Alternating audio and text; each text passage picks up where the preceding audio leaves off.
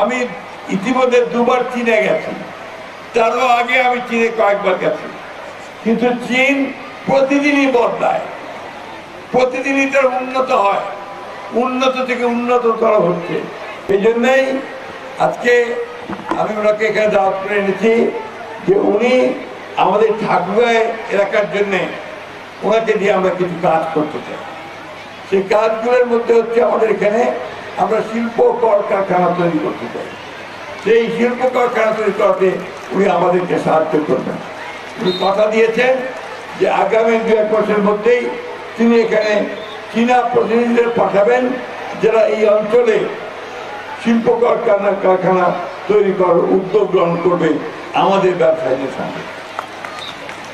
প্রিয় ছেলেমেয়েরা এবং প্রিয় ভাই বোনেরা, যারা গার্জিয়ানস আছেন, যারা এখানে অভিভাবক আছেন, আপনারা সবসময় মনে রাখবেন কোনো জাতি কখনো এমনি এমনি উন্নত হতে পারে না।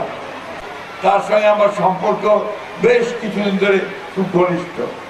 আজকে চীন যে উন্নত হয়েছে তার নিজের চেষ্টায় উন্নত হয়েছে, তার ছেলে মেয়েদের লেখাপড়া শিখে এবং আরো বেশি করে কাজ করে তার উন্নত হয়েছে। আমাদের বর্তমান প্রধানমন্ত্রীর নাম জানো তোমরা? বড় প্রধানমন্ত্রীর নাম কে? জোরে বলো।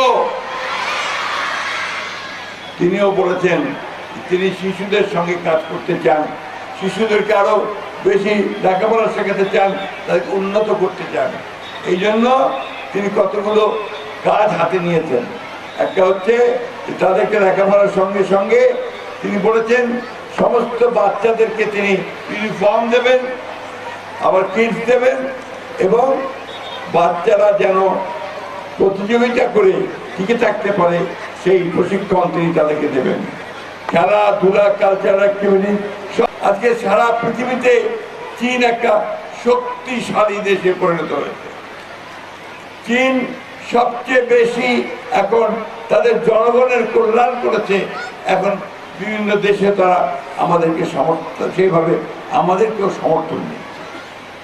আমাদের উন্নয়নের ক্ষেত্রে তারা আমাদেরকে সমর্থন দিচ্ছে। আমাদের রাস্তাঘাট, ব্রিজ, কালভার্ট, ইউনিভার্সিটি, এগুলো তারা বাংলা থেকে আমাদেরকে সমর্থন দিচ্ছে।